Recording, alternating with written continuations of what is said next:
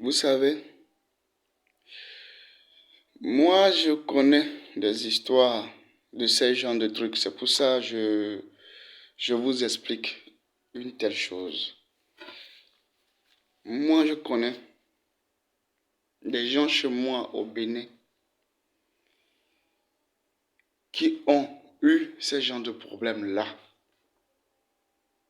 Et on leur faisait comprendre que c'est l'avortement que vous avez eu. L'enfant, il y a d'autres enfants même qui naissent bien, qui viennent dans la vie comme ça. Et 2 jours, 3 jours, ils disparaissent.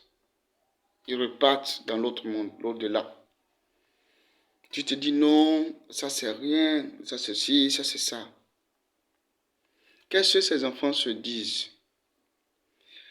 Toi, tu m'as mis au monde. Peut-être tu m'as avorté. Peut-être je suis venu, je n'ai pas pu résister. Il est reparti. Tu te dis que c'est fini. Peut-être après lui là, tu as eu 2, 3 enfants. Et quand on te demande combien d'enfants tu as eu, toi-même tu as l'opportunité de dire 2. Et le premier que tu as enlevé, lui n'est pas dedans.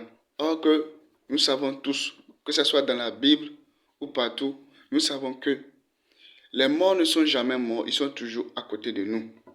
Ils sont toujours dans l'ombre, dans l'autre monde. Ils ne sont jamais morts, les morts ne sont jamais morts.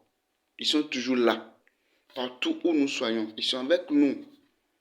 Ils nous écoutent, ils nous observent, ils réagissent même dans nos vies, sans que nous le sachions. Donc je vous en prie, si mes frères et sœurs, si d'autres là, même si tu tombes enceinte pour un faux, fais cet enfant-là. La bouche qui est venue dans ce monde ne mangera jamais du sable. Il ne va jamais manger du sable. Fais ton possible. N'importe quelle difficulté. Si tu tombes enceinte, que ce soit par mégarde ou bien volontairement, et qu'on te dit d'avorter, refuse. Mes chers parents, ne poussez plus nos frères et sœurs à faire des avortements.